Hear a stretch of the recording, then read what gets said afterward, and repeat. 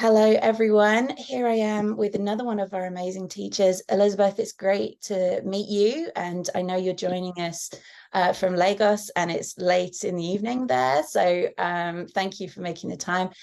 Why don't you introduce yourself to everyone? Okay, my name is Okeyele Olatunji Elizabeth. I'm a knitting and crochet teacher for children since 2012, and I'm happy to be here. Wonderful. Thank you so much.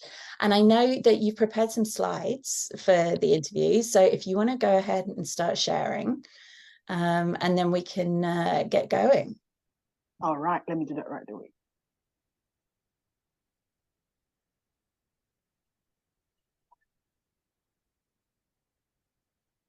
Okay, here we go. Wonderful. All right, thank you. So I know I guess I don't even need to ask the questions because you've got them here on screen. So how and when did you start making things? Oh, I started when I was a child. I think that's a fact that attracts me to children. And I learned how to knit in an unconventional way with broomsticks from my classmates. And all I learned then was to knit with the garter stitch, and no one taught me how to pastor. So fast forward to the completion of my National Youth Service, I wanted to pursue a career in something I was passionate about and had the knowledge as well. So I decided to start teaching children how to make things. Since making things is something I love, then I was able to blend that with my background as a textile graduate, which gave me the background knowledge I needed to excel. And what's this picture here as the illustration? All right, that picture is me speaking to girls in the Kenyan Girls Guide. That was sometimes in August 2023 when I visited Kenya. I spoke to the girls about the importance of working with their hands, and I taught them some few tricks on knitting and crochet. Oh, wonderful. So what is the craft community like in Lagos? It's very vibrant, active, and immense.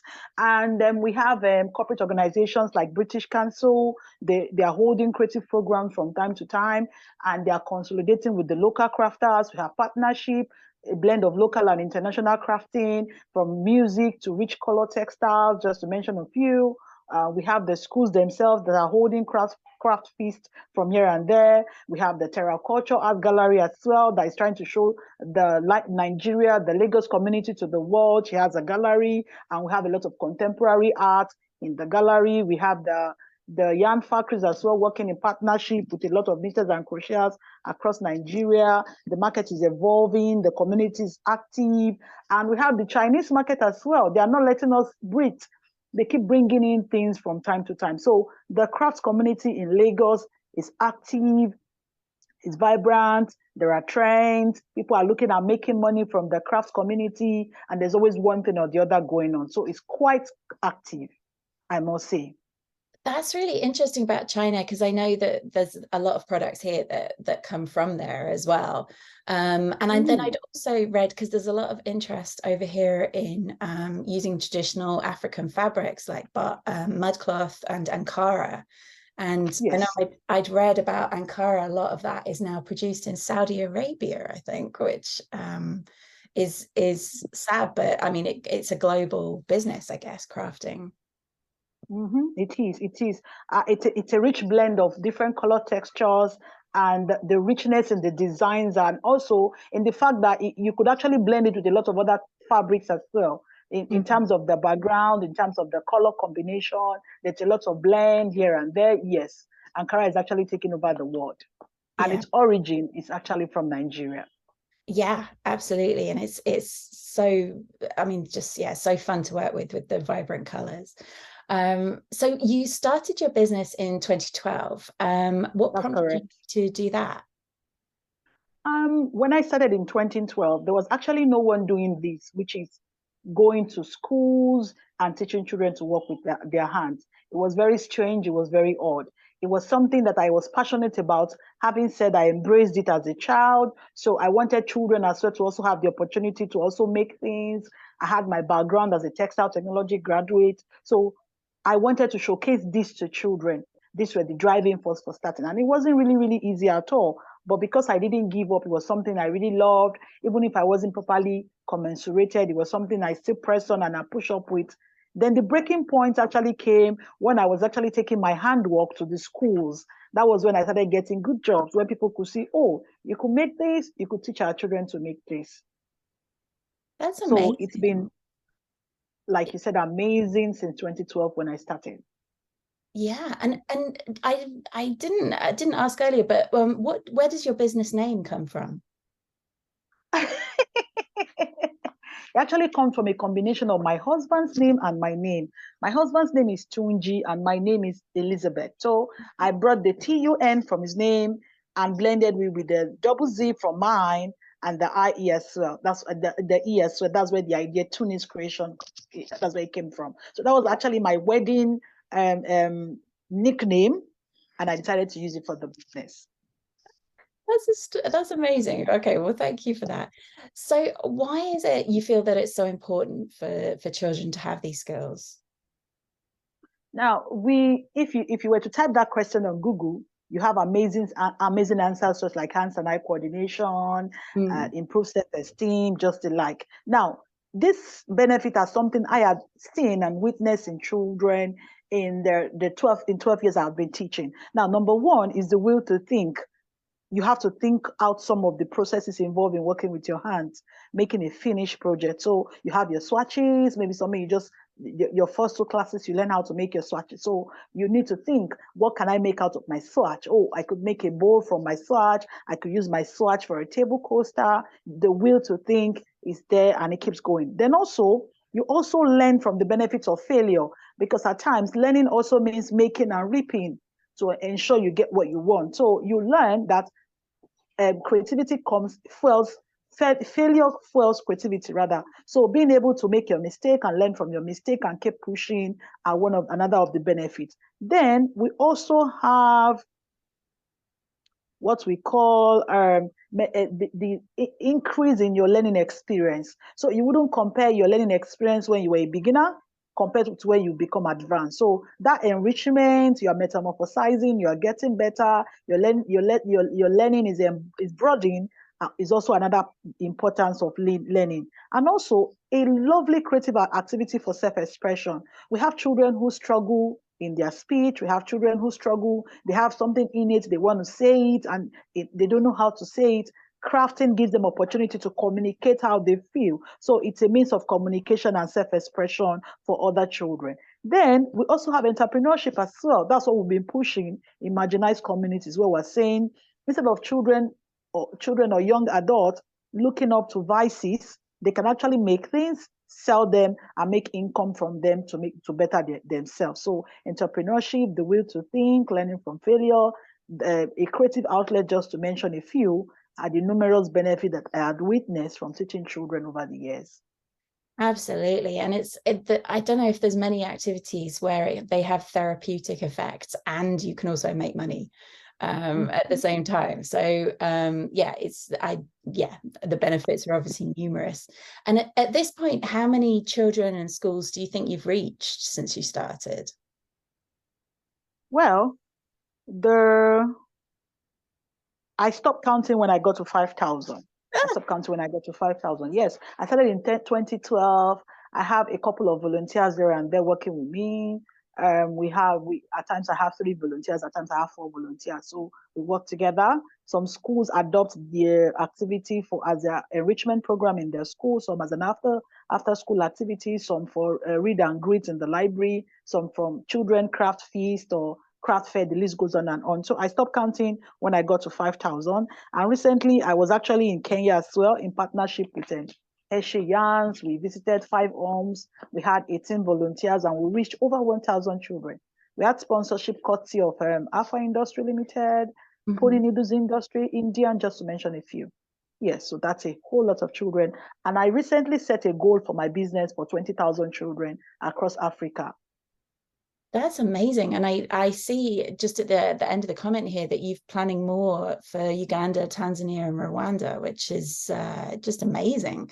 There's I know a lot of people around the world don't aren't always aware of how many different countries make up the continent of Africa, and how large it is. But that's a lot of traveling to be doing to do all of this. It is, it is. But it's a partnership with the local crafters themselves, so they'll be able to sustain the activity when we leave. So there's also Oh, train the trainer workshop for them. We also go with them to meet with the children that they can sustain the activity once we leave. oh, that's so important. And in fact, train the trainer is what I wanted to ask you about next. So these are workshops that you set up, so that these activities can continue, and it's not just you doing them. Exactly. So we have the principle we adopt from moving to from simple to complex. So we start with the easy peasy lemon squeezy kind of craft. So to get the teachers' interest and established, so we move from simple to complex. Then we allow the teachers to reflect. I think the reflection part is important, as it helps the teachers the teachers in the school, in the community, to integrate the craft to their own, to own the activity. So we ask questions like, what do you think? How can we apply these skills we have learned to our environment? How do I merge what we're learning with certain learning objectives? What projects can we brainstorm together with these skills? Our emphasis is to use the skill to support creativity in their children. Oh, this is just amazing. And what a great photo there as well, of all the teachers learning. Is it crochet that they're learning there? It looks like it might be. Yeah, they're actually learning knitting, Oh, and no. that's in Kaduna, the northern part of Nigeria. That was in 2018, before the COVID. Oh, yes, of course. Everyone would have to be sitting much further apart nowadays. Easily. So what are some highlights and achievements that you're particularly proud of? You know, I actually had some time to think about this question, and what stood out for me is the acceptance I have with the children. You know, I have parents who come back and they say, "Oh, Mrs. O, what is so amazing about you that my child can't stop talking about her learning experience?" And I begin to think, it's not like I'm these children, I'm their mother. No, I just come to class to teach. So what's that thing they really love? I think it's the opportunity to make and create that these children have been given. And so they attach the activity to me. Since the activity gives them joy, automatically all things surrounding the activity, that's the teacher herself, that's the tools, it gives them joy. So seeing that sense of accomplishment and fulfillment in the eyes of the children, I think that's my greatest accomplishment. I can absolutely understand that. And what an awesome photo this is of these kids clearly having the time of their lives. I see in the background one of them leaning in to look at what the other one's making. Spider-Man t-shirt, I think, in the background. It's so relatable. This could be a group of kids in Oakland. That's correct. Wow, what a joyful picture that is. So tell us about the workshop that you're going to be teaching. All right. I think we are in an age where things are evolving. There are trends here and there. And how do people stay on top of their business? That's where we have the fun ways to keep the creative mojos flowing. You know, the inspiration for that workshop actually came when I anchored the Craft Alliance industry workshop, where I spoke with a group of crafters, and they asked, "Oh, how do we keep our creativity flowing?" And we had some ideas that we brainstorm. So doing my own research with creative books themselves, and also leveraging on my experiences, I'll be discussing 20 fun ways to keep our creativity flowing. And since it's going to be an interactive workshop, I will be asking the audience as well to also send me additional 5 ways to add to those 20 ways to make it 25. Oh, wonderful. Okay. Well, I'm really looking forward to this. And of course, a lot of the workshops at the event are quilting. You're more on the knitting and crochet side, but there's so much overlap between the two. And so ways to get your creative juices flowing, you know, they don't need to be craft specific. Exactly. So I think this is going to be fabulous. So moving on, like, who or what are your current inspirations? Okay, I think I have had a lot of enriching opportunity working with a variety of children, and I usually refer to them as the super creative humans.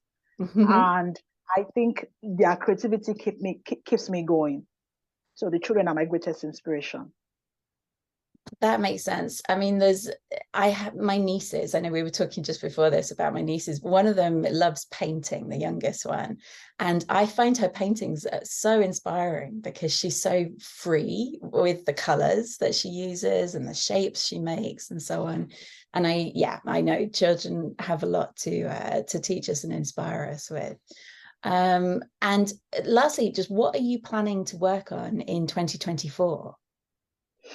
Okay, I am looking at more traveling, working Mm. with more African children. We have the numbers in terms of the children. We have lots of marginalized community. Then we do not have the many opportunities that you have in your country, in your continent. So how do we open our eyes so that the local children, the local communities can partner with international communities like yours, and so they can learn how to make their life better just with working with their hands. So I'm going to explore more collaborations, and I love what you're doing, the kind of platform that you're putting for the crafters in your community. And so we're looking at all that other crafts, other craft type as well, also doing the same as well. So I'm looking forward to being featured in your program. Oh, that's wonderful. I'm so happy that you're involved. And you mentioned the Craft Industry Alliance earlier, and I know you were profiled by them, right? And recently, I'll find that and link to it in the interview notes. And I think we met at one of their meetings as well, which is Yes, how. where you asked the question. Yes, that's Yeah. correct. That's correct. Well, look, thank you so much for talking to us today, for taking time out of your day. It's been fascinating, and I'm really looking forward to the workshop. Thank you, thank you, thank you. And part of the point we'll be discussing is surrounding yourself with the creative work of others, like that of your niece. Yeah. Yes, part of the fun ways. Yes, it is. Awesome. Well, thank you so much. Thank you so much, Alicia. Thank you.